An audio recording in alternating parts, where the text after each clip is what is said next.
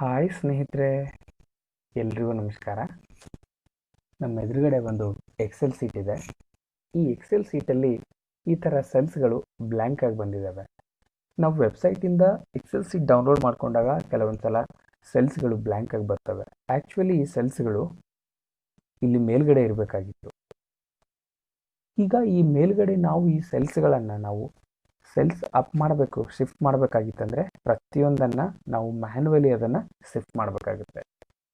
Data ಕಡಿಮೆ ಇದ್ದಾಗ ಈಸಿಯಾಗಿ ಮಾಡಿಬಿಡ್ಬೋದು, ಆದರೆ ಡೇಟಾ ತುಂಬಾ ಜಾಸ್ತಿ ಇದ್ದಾಗ ಇದು ಮಾಡೋದು ಜಾಸ್ತಿ ಟೈಮ್ ಹಿಡಿಯುತ್ತೆ ಮತ್ತು ತುಂಬ ಕಷ್ಟದ ಕೆಲಸ.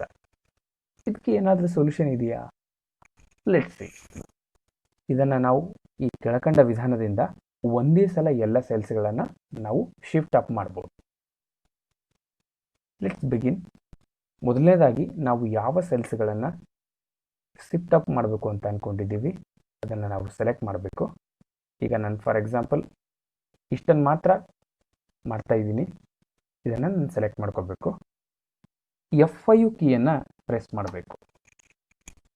ಮಾಡಿದಾಗ ಇಲ್ಲಿ ಗೋ ಟು ಬರುತ್ತೆ.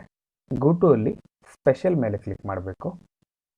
ಸ್ಪೆಷಲ್ ಆದ ತಕ್ಷಣ ಇಲ್ಲಿ ಬ್ಲ್ಯಾಂಕ್ಸ್ ಅಂತ ಒಂದು ರೇಡಿಯೋ ಬಟನ್ ಇದೆ.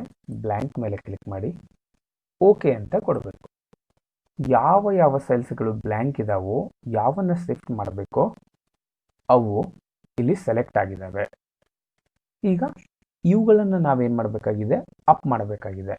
ಅದಕ್ಕಾಗಿ ಕಂಟ್ರೋಲ್ ಬಟನನ್ನು ಪ್ರೆಸ್ ಮಾಡಿ ಕಂಟ್ರೋಲ್ ಮತ್ತು ಮೈನಸ್ ಬಟನ್ನ ಎಟ್ ಎ ಟೈಮ್ ಪ್ರೆಸ್ ಮಾಡಬೇಕು. ಆಗ ಇಲ್ಲಿ shift cell left up enter column ಅಂತ ಕೇಳ್ತಾ ಇದೆ. ನಮಗೆ ಅಪ್ ಮಾಡಬೇಕಾಗಿರೋದ್ರಿಂದ ನಾವು ಅಪ್ಗೆ ಓಕೆ ಅಂತ ಕೊಡೋಣ. ಈಗ ನೋಡಿ ಸ್ನೇಹಿತರೆ, ಈ ಮೂರು ಸೆಲ್ಸ್ಗಳನ್ನು ನಾವು ಸೆಲೆಕ್ಟ್ ಮಾಡಿದ್ದೀವಿ. ಈ ಮೂರು ಕಡೆನೂ ಆ ಸೆಲ್ಸ್ಗಳು ಅಪ್ ಆಗಿದ್ದಾವೆ. ಇದೇ ರೀತಿಯಾಗಿ ನಾವು ಫುಲ್ ಪೇಜ್ಗೂ ಕೂಡ ನಾವು ಮಾಡ್ಬೋದು.